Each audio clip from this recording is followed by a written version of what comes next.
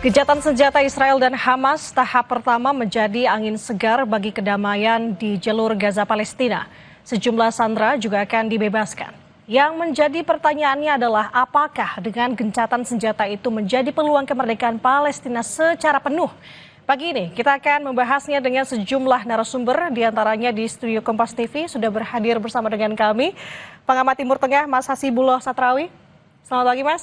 Selamat pagi Mbak Nanda, salam Indonesia. Luar biasa, selamat pagi. Nah, kita juga terhubung dengan melalui sambungan daring bersama dengan mantan Dubes RI untuk Iran untuk tahun 2012-2016, Bapak Dian Wirengjurit. Selamat pagi Pak Dian, Assalamualaikum.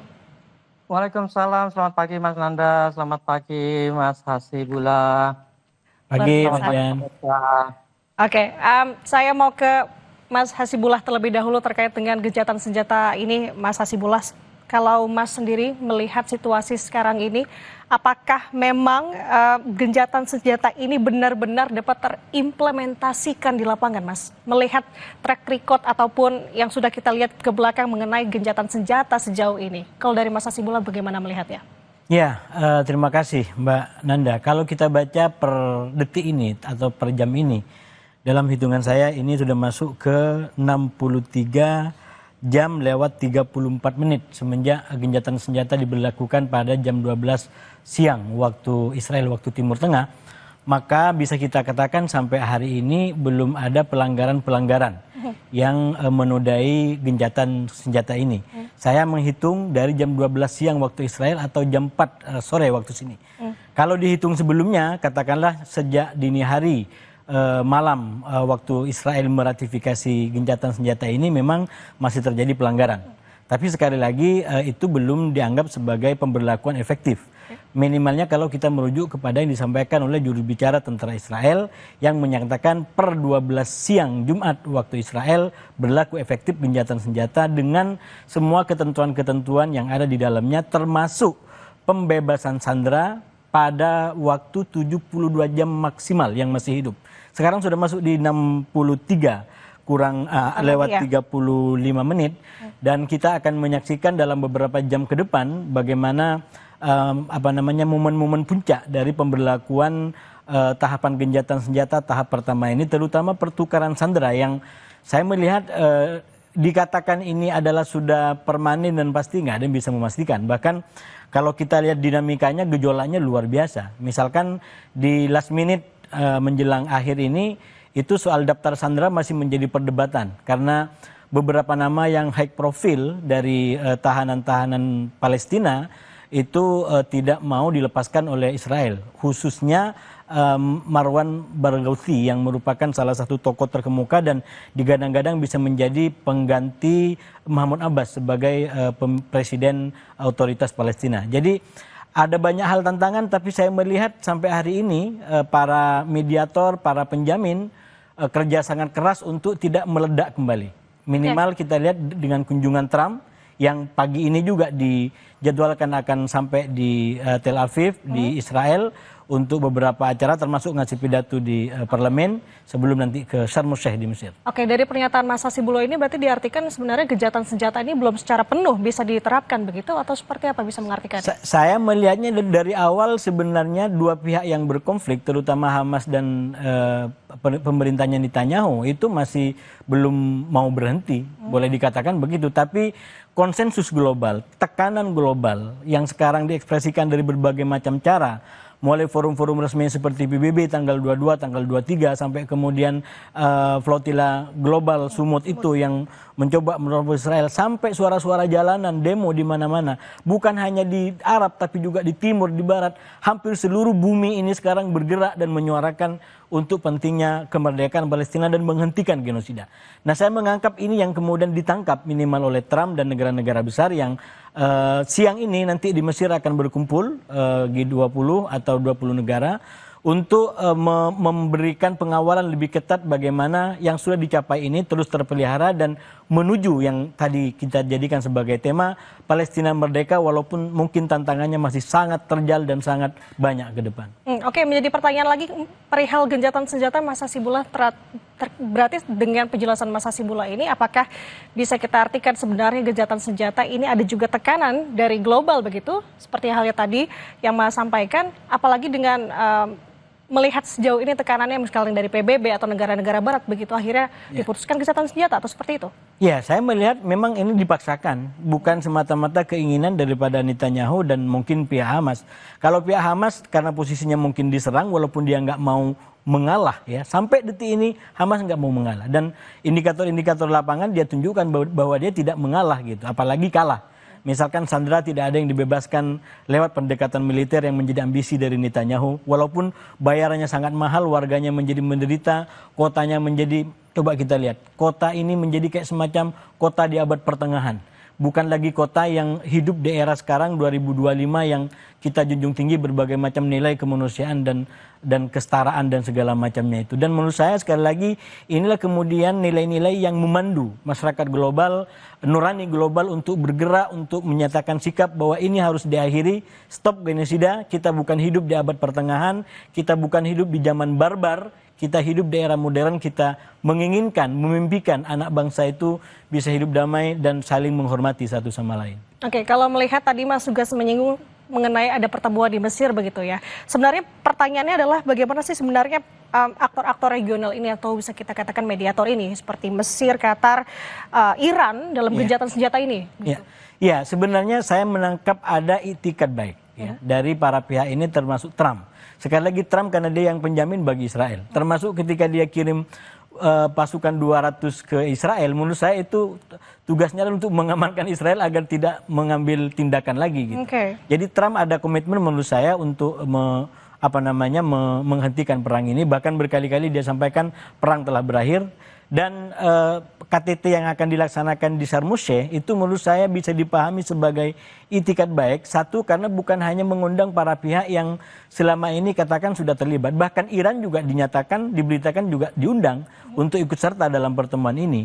Walaupun memang pihak Israel dan Hamas yang berperang itu tidak diundang, tidak dihadirkan. Yang akan hadir justru otoritas Palestina sejauh yang saya baca gitu. Nah, Hamas tidak akan datang, pihak Israel juga tidak akan datang, tapi yang akan datang adalah otoritas Palestina. Jadi mungkin semua yang ada sekarang ini adalah tidak sempurna, apalagi menuju Palestina merdeka, tapi ini salah satu inisiatif terbaik yang mestinya kita jaga, kita kawal agar yang belum sempurna ini pelan-pelan menjadi lebih baik dan menjadi paripurna ke depan. Nah, oke, ini kita kawal. Nah, kita akan ke Pak Dian. Pak Dian, bagaimana Bapak melihat negara Arab sejauh ini, khususnya Iran, Pak Dian, melihat konflik di Palestina sejauh ini, apalagi terkait dengan kejahatan senjata saat ini? Terima kasih Nanda, terima kasih. Begini, satu koreksi, Iran bukan Arab. Oke, begini. Dari awal saya sudah sampaikan bahwa apapun upaya perdamaian di Gaza khususnya dalam kaitan ini, itu akan sangat banyak tergantung oleh yang namanya Paman Trump. Suka atau tidak suka, hanya Paman Trump yang bisa menekan Netanyahu untuk menghentikan penggunaan militer secara brutalnya di Gaza. Nah, hari ini terbukti bahwa ternyata Netanyahu mau mendengar. Tadi Mbak Nanda bilang betul sekali bahwa ini angin segar. Tapi ceasefire hanya langkah awal dan pertama. Karena di dalam ceasefire terdapat sejumlah elemen, di antaranya selain penghentian tembak-menembak, juga pembebasan sandera, bahkan akan disusul dengan pembebasan tawanan yang hidup atau mati yang masih diperdebatkan detailnya. Nah, yang saya harus catat juga bahwa alhamdulillah, kalau kita katakan tekanan global itu sudah berlangsung berapa lama, bahkan mungkin sebelum ada medsos juga tekanan selalu ada, tapi yang saya ingin catat bahwa alhamdulillah baik Paman Trump, Netanyahu, dan pihak yang terlibat masih mau menggunakan akal sehat untuk kepentingan kemanusiaan yang lebih besar. Tadi disinggung Mas Hasibullah, lihatlah Gaza, porak-poranda. Diperlukan bukan hanya mungkin satu generasi, mungkin 2 generasi untuk merekonstruksi Gaza. Untungnya pihak Hamas pun mau memahami hal ini. 60.000 lebih warganya, khususnya anak-anak, orang tua, perempuan, menjadi korban, sementara pihak Hamas sendiri diperdebatkan, ada yang bilang 5.000, ada yang tidak seimbang dengan apa yang dialami oleh rakyatnya sendiri. Sudah waktunya Hamas juga meninggalkan platform penggunaan kekerasan atau cara militer untuk memperjuangkan pembebasan Gaza. Buat saya, jangan dibandingkan. Ada yang mengatakan Hamas bisa belajar dari Indonesia, menggunakan kekerasan untuk mengatasi penjajahan. Tidak bisa dibandingkan dengan Indonesia. Indonesia luas, penduduknya banyak, tersebar, sementara penjajahnya sedikit dan terfokus di beberapa kota. Hamas justru tempatnya terpencil, dikuasai secara masif oleh Israel. Penggunaan senjata sampai kapanpun tidak akan menyelesaikan masalah di Gaza. Diplomasi yang hanya akan menyelesaikan. Untungnya, mudah-mudahan sekali lagi, Paman Trump komit. Terlepas dari ternyata Paman Trump tidak jadi dapat Nobel perdamaian ya, mudah-mudahan komitmennya tetap gitu loh ya, untuk mengedepankan kepentingan umat manusia, bukan hanya kepentingan politik, apalagi kepentingannya Israel. Oke, Pak Dian, kalau menurut pengalaman Anda secara diplomatik, bagaimana untuk bisa mewujudkan perdamaian ini dalam jangka waktu panjang, tidak hanya dalam arti jangan sampai dalam tanda kutip jeda sebelum perang berikutnya begitu Pak Dian? Terima kasih. Begini, tahap pertama ini adalah ceasefire. Mudah-mudahan tahap pertama ini sudah bisa diwujudkan dalam bentuk ceasefire permanen. Itu memerlukan negosiasi yang tidak mudah. Karena berbagai elemen, berbagai faktor akan turut mempengaruhi perundingan baik untuk kepentingan Hamas sendiri, kepentingan yang lebih besar, kepentingan rakyat Palestina secara keseluruhan, kepentingan regional Israel, apalagi kepentingan globalnya Amerika. Semua ini bermain, tidak mungkin berdiri sendiri. Trump memiliki dalam hal ini kelebihan karena dialah yang menentukan Israel. Israel tanpa Amerika itu ya udahlah kayak ayam kehilangan induk gitu yang nggak ada apa-apanya tuh. Tapi karena Trump sendiri selama ini menjadi pendukung penggunaan kekerasan secara masif, masa depan Palestina khususnya di Gaza kelihatannya menjadi suram. Tapi sekali lagi, mudah-mudahan tahap pertama ceasefire ini akan dilanjutkan dengan negosiasi berikutnya, yaitu sekarang sudah mulai bantuan masuk. Dulu bantuan saja tidak boleh masuk. Nah, hal-hal seperti ini harus dikedepankan. Kemanusiaannya dulu yang diperhatikan. Baru kemudian setelah semua stabil, bahwa tadi disinggung Mas Hasibullah, Amerika sudah mengirimkan 2 tentaranya. Kalau betul untuk mengawasi kelakuan atau tingkah laku tentara Israel, sangat mendukung perdamaian ini, upaya perdamaian ini.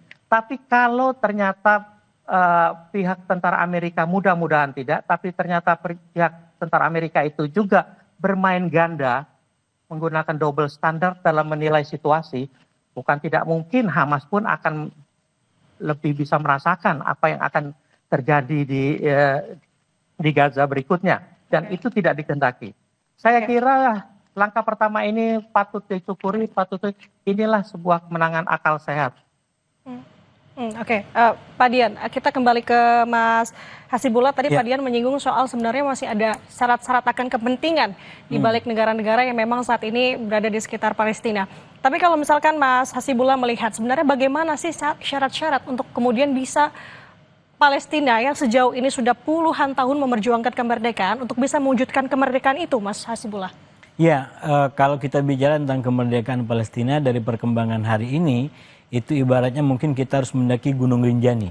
Wow. Kalau saya pakai gunung lain tidak terlalu Indonesia, jadi lebih Indonesia kita pakai Gunung Rinjani. Gitu. Artinya apa? Begitu banyak tahapan, begitu banyak proses yang harus dilalui. Tapi kita harus optimis, apalagi ini acara Kompas Pagi, jadi kita harus mulai dengan semangat yang baik gitu. Ya. Optimismenya apa? Yang pertama adalah bahwa kita sudah banyak punya komitmen tadi. Dari para kepala negara, dari para pemimpin, bahkan Indonesia sebenarnya juga diundang walaupun sampai sekarang sepertinya nggak datang. Saya secara pribadi mengusulkan dan mendukung kalau Indonesia lebih aktif di dalam forum-forum yang terbuat untuk mewujudkan atau mencapai puncak gunung kemerdekaan Palestina ini gitu. Dan sekarang sekali lagi semua kita paham ini menghadapi tahapan-tahapan jalan-jalan yang lebih terjal. Ini aja sekarang sudah mulai kayak diganggu dengan tadi, misalkan daftar sandera yang mau dibebasin. Belum lagi dengan pernyataan-pernyataan dari elit Israel yang mulai minta bahwa terowongan Hamas harus dibubarkan, baik melalui Israel atau melalui komite yang akan dibentuk nanti. Jadi di Hamas sendiri juga sama, dia tidak mau dipimpin oleh orang asing, padahal yang mengkristal di level global ini Tony Blair akan diminta untuk ini hal-hal yang sebenarnya memang di level internal Palestina atau Hamas dengan Israel sekali lagi kalau nggak dimediasi, nggak dipaksa, mereka tidak mau berhenti perang. Karena saya selalu sampaikan mereka ini sebenarnya orang-orang yang berangkat dari satu ideologi yaitu one state solution. Pikirannya adalah bagaimana menihilkan yang lain, bagaimana membumi hanguskan yang lain. Dan pikiran ini betul-betul berbahaya. 2 tahun ini menunjukkan betapa bahayanya pikiran itu. Ini kebetulan yang berkuasa adalah dari pihak Israel. Kalau ini yang berkuasa dari pihak Hamas, bukan tidak mungkin yang dikatakan bahwa Israel akan dibumi hanguskan, akan dihancurkan dari muka bumi, akan juga terjadi. Artinya apa? Tragedi kemanusiaan di kedua sisi akan terjadi. Nah oleh karena itu menurut saya bagian daripada refleksi yang kita ambil dari perang 735 hari ya. Karena sekali lagi ini berakhir pada hari Jumat kemarin. Jadi dalam catatan Al Jazeera ini bisa diumumkan kalau kemarin Trump bilang 12 hari antara Israel dengan Iran. Sekarang kita nyatakan ini perang 735 hari. Semenjak 7 Oktober 2023 sampai kemarin di hari Jumat di Indonesia. Nah oleh karena itu berbagai macam langkah kerawanan-kerawanan harus dikawal. Termasuk ke depan di tahap keduanya ini soal bagaimana mewujudkan yang disebut sebagai Gaza, demilitarisasi Gaza. Bagaimana Gaza bisa menjadi sebuah pemerintahan tidak memiliki persenjataan. Kita mau menolak itu tapi orang dalam sendiri juga menginginkan itu. Orang dalam yang saya maksud adalah kalau kita ikutin pernyataan yang disampaikan oleh Presiden Mahmud Abbas di konferensi internasional untuk solusi 2 negara di PBB, dia sampaikan bahwa kami siap untuk mendirikan dan mewujudkan Palestina yang tanpa angkatan bersenjata. Padahal kalau kita lihat kalau mau adil, mestinya ini sama-sama nggak punya senjata atau sama-sama punya senjata dengan pengawasan yang ketat. Kalau memang dari awal sudah satu punya senjata canggih, yang satu nggak apa-apa deh, saya siap untuk menjadi negara tanpa senjata. Kan dianggap sebagai keadilannya nggak ada. Tapi lagi-lagi kita orang luar. Di Palestina sendiri, bahkan presidennya sendiri, di forum resmi PBB kemarin menyatakan kami siap untuk menjadi sebuah negara tanpa angkatan bersenjata. Artinya apa? Sudah banyak, ini kalau dimaknai positif, sudah banyak upaya-upaya kompromi dari pihak Palestina, dari pihak-pihak lain untuk perang ini diakhiri dan kemudian menjadi sebuah negara merdeka walaupun mungkin itu belum ideal. Kalau pilihannya harus perang habis-habisan mungkin yang kurang ideal itu lebih baik daripada harus habis-habisan menghabisi para generasi seperti yang sekarang terjadi di Gaza. Berarti wait and see ya melihat apalagi di gencatan senjata ini ada 2 fase begitu ya. Kita lihat apakah ini saya membaca kurang lebih 3 fase. Fase kedua itu yang paling krusial karena berkaitan dengan demilitarisasi Gaza termasuk ujungnya adalah penyerahan senjata Hamas.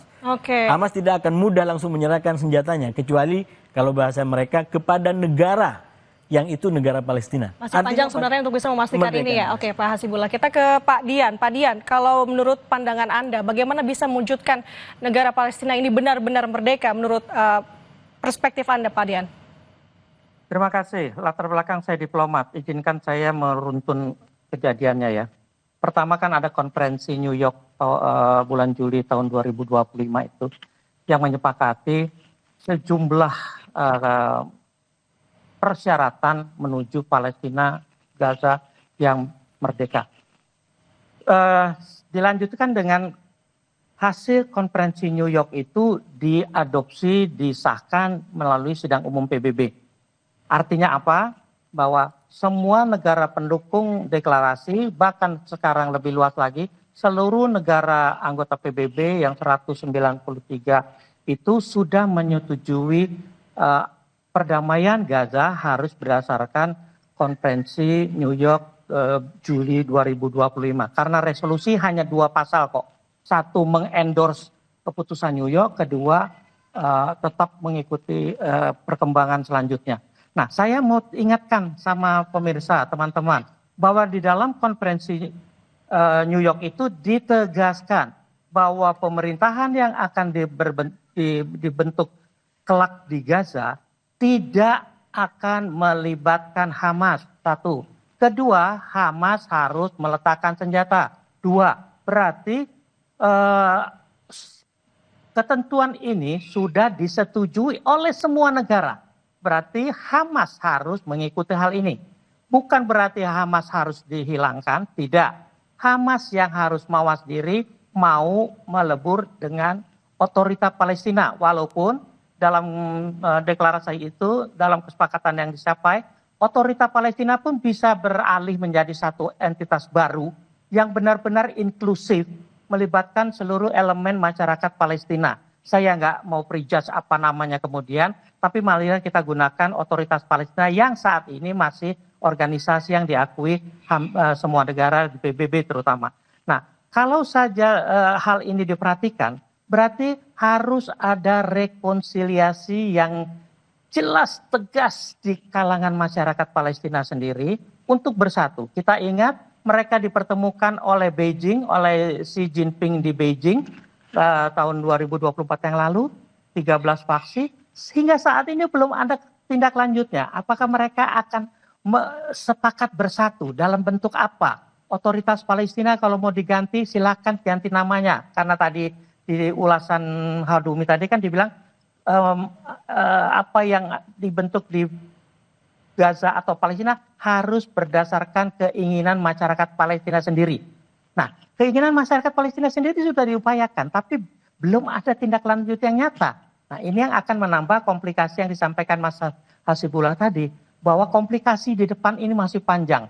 Mudah-mudahan semua pihak yang berkepentingan, apalagi kalau nanti katakan pasukan penjaga perdamaian disepakati di PBB dan dikirim, mungkin itu akan lebih netral dibanding dengan sekarang yang hanya sifatnya sepihak dari Amerika mengirimkan 200 orang.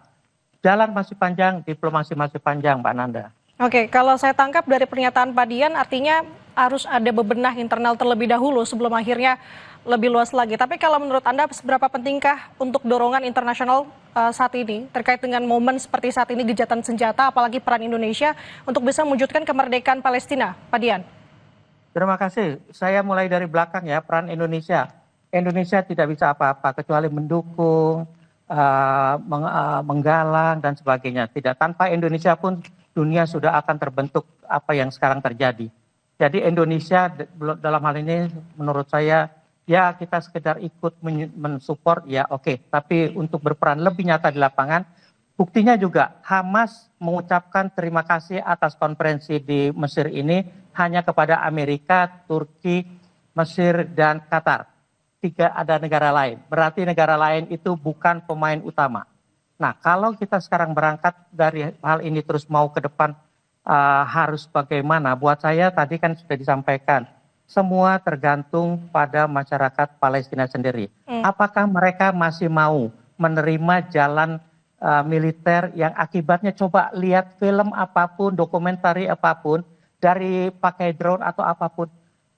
Gaza itu sudah bukan sebuah hunian, bukan sebuah tempat untuk dihuni. Itu harus ada pembongkaran luar biasa. Itu hanya bisa tercapai kalau Hamas memang mematuhi ketentuan resolusi PBB yang isinya adalah perjanjian New York Juli tahun 2020. Oke, Pak Dian, maaf saya potong. Berarti kalau misalkan sejauh ini kita tahu Presiden Prabowo Subianto tengah hadir ke KTT Mesir, sebenarnya sikap ini tidak terlalu penting untuk saat ini terkait dengan kemerdekaan Palestina itu sendiri, atau bagaimana menurut Anda? Karena kita bukan pemain utama tadi. Pemain utama tadi hanya Trump, dan Trump itu hanya akan diikuti oleh Netanyahu yang merupakan faktor utama penyebab bencana ini. Kalau pemimpin Israel bukan Netanyahu, tidak akan seperti ini apa yang terjadi di Gaza. Karena Netanyahunya, makanya di dalam Israelnya sendiri, gelombang untuk menolak Netanyahu sudah semakin membesar. Mudah-mudahan dalam pemilihan berikut, kalau memang Netanyahu bertahan, Netanyahu bisa digantikan oleh pemimpin yang lebih realistis, lebih pragmatis, dan bisa menggunakan akal sehatnya bahwa cara-cara penggunaan kekerasan memang sudah harus ditinggalkan. Sedikit menyinggung, kalau dikatakan negara tanpa angkatan bersenjata, saya kira bukan semua sudah tahu bahwa Costa Rica adalah contoh sebuah negara yang tidak memiliki angkatan bersenjata, yang hidupnya sejauh ini aman, tentram, dan pemimpinnya Oscar Arias waktu itu juga pernah menangkan Nobel. Trump harus mengarahkan ke arah sana. Nah kita bergeser ke Mas Hasibullah. Mendengar pernyataan Pak Dian, bagaimana tanggapan Mas? Setuju dengan? Lebih optimis dengan Pak Dian menjadinya, karena ternyata negara yang tanpa senjata pun juga bisa hidup damai gitu. Walaupun memang syaratnya jangan kemudian negara yang di sampingnya itu adalah justru senjatanya sesekali mengarah juga gitu. Karena kan ini konteksnya berdampingan, kemudian yang satu nggak ada senjata, yang satu paling canggih. Nah, kalau kemudian nyenggol-nyenggol dikit ya habis gitu. Nah, ada dua yang menurut saya bisa memperkaya diskusi kita pagi hari ini. Yang pertama, saya masih menganggap Indonesia perannya sangat penting, walaupun memang di level Timur Tengah dan global ya kita kekurangan modal secara material gitu. Tapi melihat ekspresi dan tangkapan pemimpin-pemimpin dunia termasuk Presiden Trump yang berkali-kali mengutip presiden, kutipan-kutipannya, itu menunjukkan bahwa sesungguhnya memang ada sesuatu yang juga diperhatikan. Nah, kalau dikaitkan dalam konteks konflik yang sudah menaun ini, sebenarnya kalau di Israel kan ada kayak semacam trauma. Traumanya apa? Kalau kembali kepada 48, mereka cuma mau hidup di situ, lalu diakui oleh negara-negara sekitar. Tapi kan itu nggak pernah terjadi. Bahwa mereka mau di sana nggak mau diakuin gitu. Jadi perang demi perang itu adalah sebenarnya bentuk penolakan terhadap eksistensi Israel. Nah, saya ingin katakan yang disampaikan Presiden di PBB itu dengan strategi bahwa kalau Israel mengakui kemerdekaan Palestina, kami siap mengakui Israel. Itu menjadi makna yang punya dampak historis luar biasa karena ternyata ada kesiapan dan kemauan dari negara-negara dunia Islam atau minimal mungkin di Indonesia untuk mengakui yang trauma historis tadi. Mereka itu nggak diakuin dari 48 sampai sekarang baru Mesir tahun berapa dia mengakui, baru Yordan tahun berapa dia mengakui, baru Abraham Accord yang akhirnya memaksa negara-negara lain untuk mengakui. Nah, oleh karena itu pendekatan seperti yang disampaikan oleh Presiden, coba bayangkan, saya sederhanakan, hanya shalom pidatonya itu sudah memberikan angin segar bagi Israel. Karena ada seorang pemimpin yang bisa memberikan shalom, dan itu sangat bagus. Saya ingin mengatakan Indonesia tidak hanya sekedar shalom. Kehidupan kami dalam beda-beda agama, terutama di Kompas ini kita dididik, kita diarahkan bagaimana merayakan perbedaan. Kalau shalom aja sudah mendinginkan Israel, nah insya Allah kalau Indonesia berperan lebih banyak, sebenarnya kehidupan harmoni, terutama dalam konteks keluarga Ibrahim itu sudah berjalan bertahun-tahun di Indonesia. Walaupun memang masih banyak tantangan. Sampai sekarang kita nggak mengakui nggak banyak tantangan, tapi bukan berarti yang tidak ada kita nih, yang ada kita nihilkan. Kita ini ada, walaupun masih banyak kekurangan, tapi dibanding negara lain, ternyata yang kita punya itu sudah sangat inspiring, sudah sangat menginspirasi, dan pidato Presiden menjadi salah satu contoh menurut saya bagaimana bangsa-bangsa lain ternyata sangat memaknai positif tradisi salam yang lintas iman itu. Artinya masih banyak PR kalau yang saya tangkap dari Mas Hasibullah ya. Tapi kalau misalkan untuk conclusion pagi hari ini, Mas dan juga Pak Dian, kalau saya dari Pak Dian dulu singkat saja Pak, harapannya ke depan terkait dengan gencatan senjata ini, apakah benar harapannya bisa mewujudkan kemerdekaan Palestina itu sendiri, Pak Dian? Izinkan saya agak meluruskan apa yang terjadi ya. Pidato Presiden Prabowo saya hargai. Tapi message-nya bukan hal yang pertama. Kalau Israel mengakui Palestina baru kita mengakui, itu posisi banyak negara sebelum kita sudah ada. Arab Saudi paling kekeh mengenai hal itu. Jadi bukan hal yang kita hanya terpaku pada berita-berita nasional mengedepankan presiden kita sendiri. Padahal apa yang dilakukan oleh presiden kita dengan segala hormat sudah dilakukan oleh banyak negara lain. Tanpa disadari 100 lebih negara sudah mengakui Israel misalnya. Baru belakangan ini ditambah beberapa negara Arab melalui Arab Spring dan sebagainya. Tapi hal yang kenyataan yang di lapangan, de jure atau de facto, Israel sudah menjadi entitas resmi sebuah negara. Gaza belum, Palestina belum ada.